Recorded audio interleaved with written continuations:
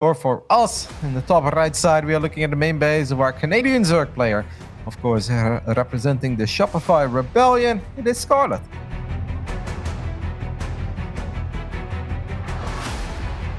In the bottom left, we have the blue Protoss, repping the Crankly Ducklings, and America is PattyMac.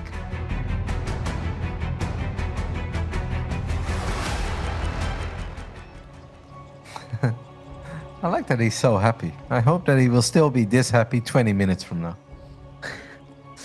I imagine he has proper expectations for how this series goes, so perhaps he'll only be disappointed in himself if he thinks he could perform better, but I don't know, expecting anything but an 0-2 against one of the great pro gamers of StarCraft's career. Only a few people can hope to do that in North America. One of which, is Estrella, as we see also dominating the group so far. Eventually, we'll see the Scarlett Estrella match later down the road. But PattyMac, it might not be this series that nets him another on the board. It is going to be, a Forge to respond to this. Whoa! A cannon rush. Yeah, Scarlett's going to check it out anyways. Yeah, and Scarlett is going to have very, very quick access to Zerglings because he decided to go pool before hatch. So these Zerglings are going to be out a lot quicker. PattyMac only has one assimilator. He's not mining a lot of gas. I don't think he's actually going to do something with this. No, he's going to drop, Cybercore at home. Is he still going to try to get, cannons and Stargate then? Question mark? I actually don't know what to expect from the follow-up because I'm pretty sure it doesn't work. It's like, what could follow-up be? I don't know, but it doesn't matter. Pylon's gonna go down, the cannons have to be canceled. PattyMac's gonna push the issue. It has to be Stargate. Yes, but this definitely does not look very promising, and that's a mild way of putting it.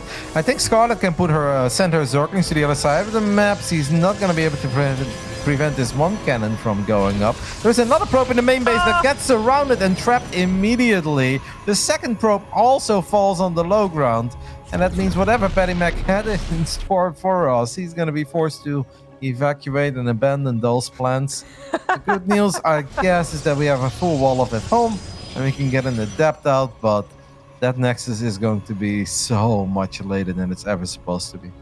And PattyMac, he just laughed. He knows that things are not going very well. And while Scarlett's wearing a mask right now, I feel like I saw her head kind of tilt as if she was laughing a little bit as well. Like this game, I think they both understand where it's at, and that is PattyMac's in a ton of trouble, and Scarlett is just maybe a bit bothered that she had to change up her build so much because the Roach-born edition I don't think was part of her initial plan. She'll adapt. She did go 2 gases, so this is really a bit of an awkward start for Scarlett. It's just more awkward for PattyMac. Yep, Scarlett does have 3 Roaches out on the map. PattyMac is going to scout this. He's going to build a Stargate now, but I actually think that he may need a cannon and a battery at home. And even that's not ideal, right, against Ravages, but you need something to buy some time for your Oracle or your Void Ray to come out. Otherwise, these Ravages could really ruin your build order. And the last thing that PattyMac needs right now is losing a couple of probes at home. 1 Stalker. That's going to be it for now. The Adept, I don't know how much the Adept's going to be able to help, but it could come across, try and help. First cannon's going to be destroyed by the Corrosive Biles, but at least the shield battery will have a little bit to help. No cancel. Yeah, no cancel, yeah. And then the shield battery, it recharges the Stalker once, but... Oh, that missed. Oh, the Corrosive Bile just straight up missed. All right, well, shield battery gets to survive a bit longer than I thought it was going to, but still, very awkward situation. Another shield battery is on the way, but that is the last remaining pylon. I don't see any backups, and now that's the bigger issue. PattyMac trying to get to an Oracle. Looks like that will save the day. The shield battery could also recharge the pylon, which I believe it is. Are you missing the graphic? Am I crazy? Yeah, sometimes that bugs out a little bit, but it was absolutely healing up the pylon. That's why it has no energy now. Oracle is going to show up, but not before these Ravages will take down the Forge. And even though PattyMac does not straight up die here, as a Protoss being 8 workers behind 5 minutes into a game against a Zerg, that's not a place that any Protoss is very comfortable with. I'm a little surprised that Scarlett, I guess it wasn't really the first intention of her attack, but I'm a little surprised the Forge, of all things, went down. Something that PattyMac isn't really going to need for a little while. Eventually, if this game went into a more normal mid-game, You'd get a Forge, but I thought maybe the Cybernetics core would have gone down just to stop the depth warp-ins from maybe defending a third, or any sentries from defending a third. But this way or another, we get ourselves into the next stage of PvZ. And PattyMac is behind in workers, no doubt about it. But now we're going to be going up to 3 oracles. Let's see if he can grab maybe 4 or 5 drones and try and make a comeback happen. Yeah, 2 things I can think of is that A, the Forge has some less HP than the Cybernetics core. So maybe Scarlett wasn't totally sure if she was going to be able to kill the Cyber core. And the second, as an Oracle just dies, and this other Oracle is going to be in a little bit of trouble. No, don't do that. Why would you turn around? Oh, no. Oh, man. The way that it micro turned around, too, is just in the worst way possible, right? It didn't just turn around. It arced around for seemingly no good reason. This is a disaster now. 3 oracles had a lot of chances to, over time, get upwards of 10 drone kills. 2 in the gas guys are here, 2 being transferred over there type of situation. But now down to just 1 oracle. That thing doesn't do anything except scout, which is still important, but you wasted 2 oracles straight up. Whenever it flies into 3 queens, I'm going to start getting a little bit worried now. But at least this one will live. Scarlett had 5 overlords at once in production. She's going to be able to just hold down that roach button, send queens to the other side of the map. I feel like Scarlett can almost win this game in any way, shape, or form. And it wouldn't even surprise me if she decides to go for Aspire, because I feel that Scarlett always had some love for the Mutas. And if she can win a game with Mutas against the Protoss, I think she enjoys it. She just might. I actually would. I mean, I think anything works at this point for Scarlett, but that would be maybe the easiest, most fun way to end the game. PattyMac is going to grab a fairly early Dark Shrine, no doubt hoping to make an emergency defense if necessary, but then also to be able to sneak them in and cause some chaos if Scarlett is moving across the map. But I don't know if there's a lot of hope for that. Overseer's already made. Spore Crawl is obviously from earlier with the Oracle. A couple of DTs wouldn't really add very much. Yeah, it seems like Scarlett is just holding down the roach button for now, and with 6 extractors, I guess we can make unlimited amount of ravages, which is also somewhat fun, I guess. Spamming corrosive ball for days. I mean, like you said, Scarlett can pretty much do whatever the hell she wants at this point, and I don't really know how PattyMac is supposed to stop this. I'm trying to think of what could possibly be done. PattyMac, disastrous opener, straight up, but then not able to really do anything afterwards. If it wasn't for the beginning of the game, I'd still have hope. But it's the beginning of the game plus the rest of it. Just everything is not gone the Protoss's way. And I guess now just hoping that Scarlett over-dedicates to a shield battery overcharge, doesn't snipe it with a corrosive vials, and yeah, I would even say maybe disruptors could be that big maybe. The robotics bay is only 20% done. Scarlett is gonna have an outrageous amount of ravages. She's morphing 13 of them at once. She was sitting on 1200 gas. I mean, we are even in the work account now. Army supply though, not quite even. Scarlett, her army is almost 4 times as big. Things we don't often say when we cast games in the DreamHack Masters. There aren't too many static defenses to work with either. Even 1 or 2 disruptors wouldn't really give me hope. 3 disruptors, I'd be like, you know what, zombie crop, there is always a chance, but 0 disruptors, yeah, 0 chance, I guess. Yeah, that's about what it is. 2 overseers, just in case there is any ability for PattyMac to snipe 1. Robo gets depowered, and it wasn't even producing a disruptor in the first place, and we can see that this is just way too much Zerg. PattyMac's gonna have to start thinking about what to do in the second game. Yep. We do cannon rush, make sure we don't lose 2 out of 2 probes, because it seemed like those probes were going to be rather important when it came to the game plan. I think the idea was to get a Stargate up there, like Robo's possible, but I think Stargate on the low ground and then be annoying with Void Rays and like let them heal up with batteries and still have some cannon protection too. Maybe it could have worked. Unfortunately, Scarlett going for pool first obviously made her life a bit easier, because that means that the Zorklings came out a lot quicker, but then losing 2 probes as well, like just within the same second basically. That's just pure pain. There's no other way to put it. Yeah, exactly. I actually initially thought that PattyMac was overreacting to a pull first because it wasn't a 12 pull. But then it turned into like, oh, okay, his plan is try and cannon rush. But I gotta say, I've never seen a cannon rush attempted in that fashion. unless it was kind of one of those like sneaky, oh, I didn't realize, yeah, I shouldn't have gotten a forge, but it never works. Of any times I've ever seen a pylon placed there versus Zerg in that situation, I don't think I've ever seen it work. Even if it does manage to somehow get up, the Zerg just like is already on top of it a little bit too much and can defend. Would have loved to have seen it work just for a little bit more excitement in the micro department, because once it didn't work, it really was just, you know, frankly, a bit of a boring game. I think it was probably even a bit boring for PattyMac, who was probably just like, yeah, I think she's going to kill me in the next 4 minutes. Yep, just not sure how. It's like, is it going to be Mudas or is it going to be something wild? Is it just going to be a queen walk? Well, it was a special queen walk where we had like 15 Ravagers and that Zerg army pretty much took up all the space on my entire screen. It was a very big, clunky army. I feel I'm thinking of a game where Serral got cannon rushed by Void Rays as well. I think it was in the DreamHack Masters, no? On Lightshade, there were a couple of cannons and there were 4 Void Rays that were shooting down, and that Protoss actually killed one of the queens of Serral immediately. And I thought he had a chance, but I forgot which Protoss that was. And some of these Protoss cannon rushes with Void Rays actually look somewhat promising against the Zerg. Maybe we'll see it on this map though, who knows?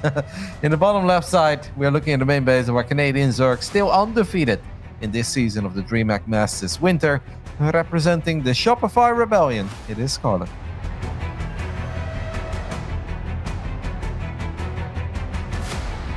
In the bottom right, as the blue Protoss, it is PattyMac. Big fan of Raynor, apparently. Does he have Raynor? Oh, I didn't see. Yeah. Usually there's some, you know, basically race allegiance, to be honest. So usually expect a Protoss to be there, maybe stats, you know. But nope, big fan of Raynor. Love that he won that Katowice for the non-Koreans. I have Raynor on sometimes, but I also like putting on some big gay portraits. It just feels right, you know. I think a lot of those portraits are super cool. I also think my portrait is super cool, though, if I may be so bold. So I do think I have that on my North America account, but I've always been partial to the Derp Fester. That just brings back good memories of a great time in StarCraft. All the Carbot videos. In the Casa tournament, a lot of you guys got really awesome portrait, and they somehow made me look like a chubby version of Justin Bieber. And ever since people pointed that out, I couldn't really enjoy my own portrait very much anymore. Oh, at least you had like a little bit of like the tactical gear on you. I actually have the poster. The poster is really sick. It's even like good quality, right? I have the poster up next to me, and it's like, yeah, mine's pretty much the best thing. But then, you know, yours isn't too much. And then poor Wardy, it's just like nothing except the t-shirt. Like he just is himself. Oh, Wardy's saying very pleasant things right now. I'm trying to sympathize with you, mate. Like, they did you dirty. They did me dirty too, Wardy. Don't you worry, okay? They gained weight in my face before I actually gained weight, okay? So it's like, they're like, Roddy, this is how you're gonna look. I'm like, that's not how I look. And then the pandemic happened and I didn't do anything other than eat Doritos for 2 years. I'm like, damn it. They were right after all, but still. Foreshadowing. It's amazing. Oh, you're still handsome, Roddy. Don't worry. Oh my goodness. I'm blushing right now. I'm happier than PattyMac was before that first game started. He's a little more serious now, isn't he? Yeah, and I'm all smiles. All right, we have a much more normal start here on Blackburn, as we have a Stargate finishing up on the side of our Protoss, and Scarlett is also not doing anything too wild yet. I feel that Scarlett could very well go for something crazy, like just nothing but upgraded Lings and Banes, like a little bit of Raynor inspiration perhaps, who often does this stuff on Blackburn. I think this is a good map for a Zerg to have some fun, if you're very confident that you're going to win the game one way or the other. I think it is, but Scarlett's not choosing to really do anything insane. I mean, she might just be like, yeah, I'm not gonna lose any more maps to these guys that I'm supposed to beat even 2-0. She lost a map to Masa, she lost a map to Trigger, and well, none of those are, you know, hide away in your room for days because you're embarrassed. No, it's not that bad. It's something that Scarlett, I think, would expect more. So she's not going to let this map fall through. Playing it very serious. Going to be getting some scouting done now. I don't think she quite saw the move out of the probe and the adept, but might be figuring it. It is a map where the faster 2 gas than the natural is kind of it can be done, like a Tempest build. So I do think she really wants to see the Nexus timing. I didn't see the games between Scarlett and Trigger. Scarlett does pick off a probe here, well done, and that's a very quick Twilight follow-up. We'll keep an eye on it. Could be some resonating glaive at depths. Could also be something else, but I wouldn't hate it if PattyMac decides to be aggressive one way or the other. But I was happy for Trigger to see that he was able to pick up a map, because in the previous seasons he was very vocal, right, where he's like, I play a lot with Scarlett and she's just incredibly good. I almost never win. But I do feel that Trigger has been getting better, like just getting better and better over time. I don't want to call him the NA Max Packs or something, but you know, I definitely see an upwards trajectory. So I was happy to see him take a map this season off Scarlett. Oh, absolutely. Oh, he's one of our newer players, like in general to StarCraft. We talk about up-and-comers, and typically it's the case that they've been pretty good, maybe even borderline semi-pro for years, but now they've put in a little bit more effort, or they're just really getting their groove or something like that.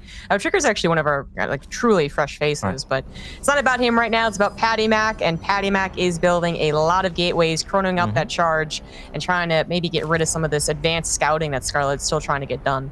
The thing is, though, he hasn't been building probes for a while. He barely, I don't want to say he's barely mining gas, because he has 2 probes on both of his gases in the main, and then he does have 1 gas running in the natural. But right now, I'm just like, mate, you're gonna float a lot of gas like this, because he doesn't have a Templar Archives. I mean, Zealot Sentry is not a thing. Or is it? I guess if we try to force field Scarlett out of her main base, but there's that unit called the Ravager that kind of prevents this tactic from still really being a thing. Yeah, it's also just already not promising, is it? Like, Scarlett, it's not even that she figured this out necessarily. She's already at 62 drones. This isn't a very appropriate time for her to go ahead and be making roaches, so they're already popping out. There's not too many Ravagers, or really any Ravagers right now, as the sentries do get unloaded, but there's still so much army already up in that main base that the Force Field's not even going to hit correctly. I think it stops most things, but now the sentries are all dead.